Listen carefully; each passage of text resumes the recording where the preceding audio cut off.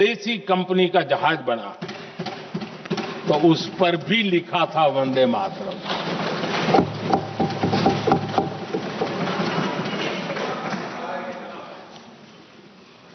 राष्ट्र कवि सुब्रमण्य भारती ने वंदे मातरम को तमिल में अनुवाद किया, स्तुति गीत लिखे। उनके कई तमिल देशभक्ति गीतों में वंदे मातरम की श्रद्धा साफ साफ नजर आती है।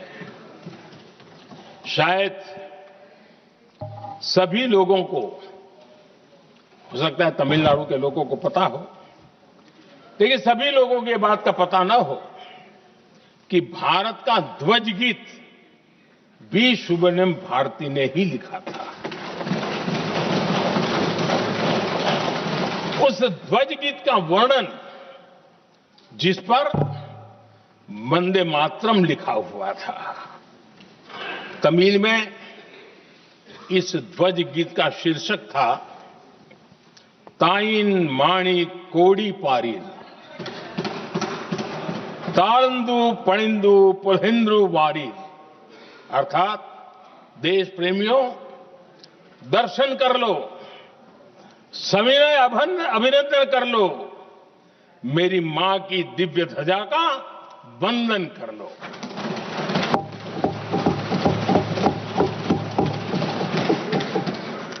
आदरणीय अध्यक्ष महोदय, मैं आज इस सदन में वंदे मातरम पर महात्मा गांधी की भावनाएं क्या थी वो भी रखना चाहता हूं। दक्षिण अफ्रीका से प्रकाशित एक साप्ताहिक पत्रिका निकलती थी, इंडियन ओपिनियन, और इस इंडियन ओपिनियन में महात्मा गांधी ने 2 दिसंबर 1905 जो लिखा था उसको मैं कोट कर रहा हूं। उन्होंने लिखा था, महात्मा गांधी ने लिखा था, गीत वंदे मातरम जिसे बंकिम चंद्र ने रचा है पूरे बंगाल में अत्यंत लोकप्रिय हो गया है।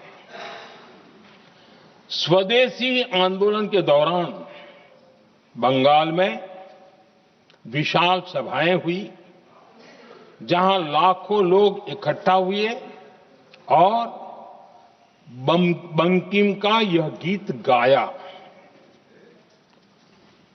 गांधी जी आगे लिखते हैं, ये बहुत महत्वपूर्ण है।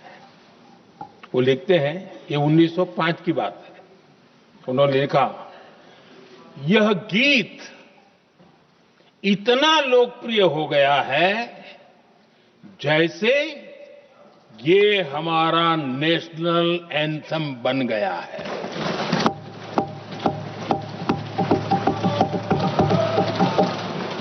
इसकी भावनाएं महान है और यह अन्य राष्ट्रों के गीतों से अधिक मधुर है। इसका एकमात्र उद्देश्य हम में देशभक्ति की भावना जगाना है। यह भारत को मां के रूप में देखता है और उसकी स्तुति करता है। अध्यक्ष जी, जो वंदे मातरम 1905 में महात्मा गांधी को नेशनल एंथम के रूप में दिखता था, देश के हर कोने में, हर व्यक्ति के जीवन में जो भी देश के लिए जीता जानता, देश के लिए जागता था, उन सब के लिए वंदे मातरम की ताकत बहुत बड़ी थी। वंदे मातरम इतना महान था, जिसकी भावना इतनी महान थी, तो फिर पिछली सदी में इसके साथ इतना बड़ा अन्याय क्यों हुआ?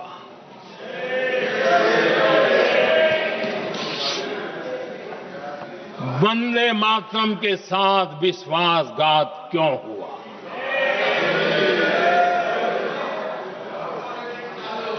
ये अन्याय क्यों हुआ? वो कौन सी ताकत थी जिसकी इच्छा खुद पूज्य बापू की भावनाओं पर भी भारी पड़ गई, जिसने वंदे मातरम जैसी पवित्र भावना को भी विवादों में घसीट दिया। मैं समझता हूं कि आज जब हम वंदे मातरम के 150 वर्ष का पर्व मना रहे हैं, चर्चा कर रहे हैं, तो हमें उन परिस्थितियों को भी हमारी नई पीढ़ियों को जरूर बताना हमारा दायित्व है, जिससे के वजह से वंदे मातरम के साथ विश्वासघात किया गया। वंदे मातरम के प्रति मुस्लिम लीग की विरोध की राजनीति तेज होती जा रही थी। मोहम्मद अली जिन्ना ने लखनऊ से 15 अक्टूबर 1937 को वंदे मातरम के विरुद्ध का नारा बुलंद किया। फिर कांग्रेस के तत्कालीन अध्यक्ष जवाहरलाल नेहरू को अपना सिंहासन डोलता दिखा। बजाय कि नेहरू जी मुस्लिम लीग के आधारहीन बयानों को तगड़ा जवाब देते, करारा जवाब देते, मुस्लिम लीग के बयानों की निंदा करते,